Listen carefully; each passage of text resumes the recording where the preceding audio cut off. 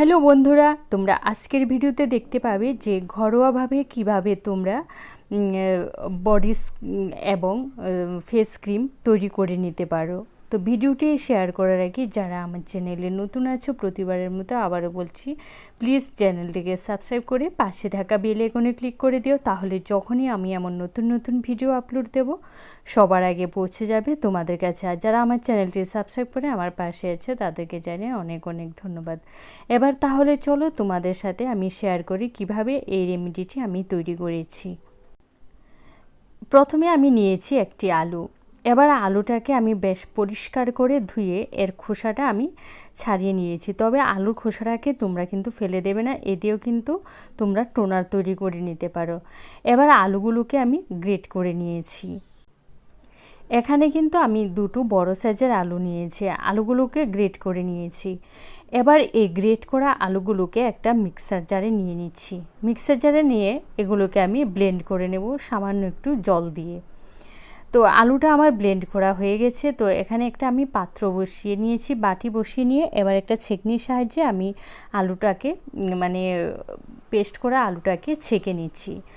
আর উপরের অংশটা কিন্তু তোমরা ফেলে দেবে না, এ দ্বারা তোমরা উপরের যে আলুর যে অংশটা আছে সেটা দিয়ে তোমরা ফেস মাস্ক আর হেয়ার মাস্কও তৈরি করে নিতে পারো। প্রতিটা জিনিসের কোনো কিছুই কিন্তু ফেলা যায় না। এবার এই যে দেখো আমি এটাকে ছেঁকে নিয়েছি আর 30 মিনিটের জন্য আমি রেস্টে রেখে দিয়েছি। ফিরে আসলাম 30 মিনিট পর। এবার উপরের যে এক্সট্রা জলটা আছে সেটাকে আমি রিমুভ করে নিচ্ছি। আর এই জলটা কিন্তু আমি ফেলে দেবো না, এটা হেয়ার মাস্ক হিসেবে আমি ব্যবহার করব।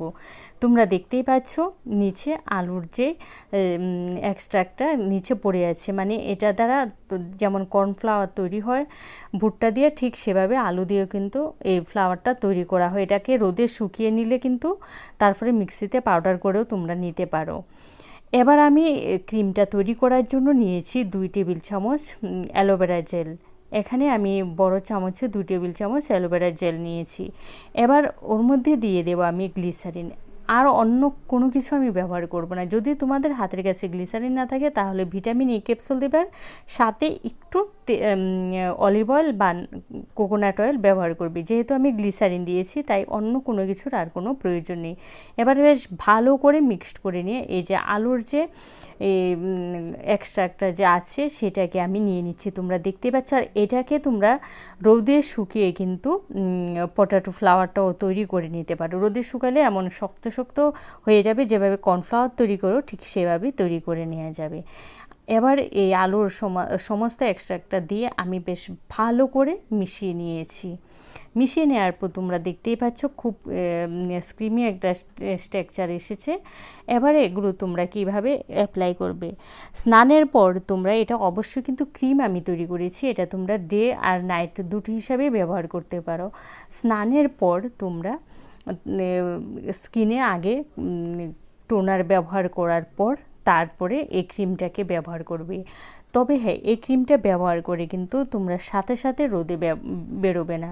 ক্রিমটা ব্যবহার করার আধা ঘন্টা পর রোদে বেরোবে। আর অবশ্যই কিন্তু তোমরা এই সানস্ক্রিন ব্যবহার করবে। তবে এখানে যেহেতু আলু দিয়ে আমি এটা তৈরি করেছি, এটা কিন্তু সানস্ক্রিনেরও কাজ করবে। আর তোমাদের স্কিনে যত রকম সমস্যা আছে, স্কিনে ঘাড়ে হাঁটুতে যেখানে যত রকম স্পট থাকুক না কেন, এই ক্রিমটা যদি তোমরা ব্যবহার করো আস্তে আস্তে এই স্পটগুলো দূর হয়ে যাবে।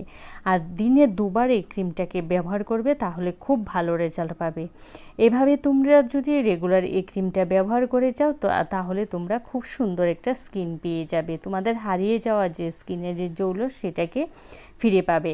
আর এই ক্রিমটা তৈরি করে তোমরা অবশ্যই ফ্রিজে রেখে দেবে।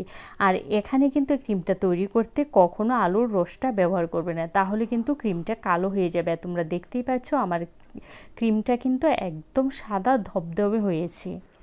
আমার এই পটেটো ফেস ক্রিমটা যদি তোমাদের ভালো লাগে লাইক কমেন্ট শেয়ার করে পাশে থেকো। আর যারা চ্যানেলে নতুন আছো প্লিজ চ্যানেলটা সাবস্ক্রাইব করে দিও। ভালো থেকো, সুস্থ থেকো। আবারও দেখা হবে নতুন ভিডিওর সাথে। ততক্ষণের জন্য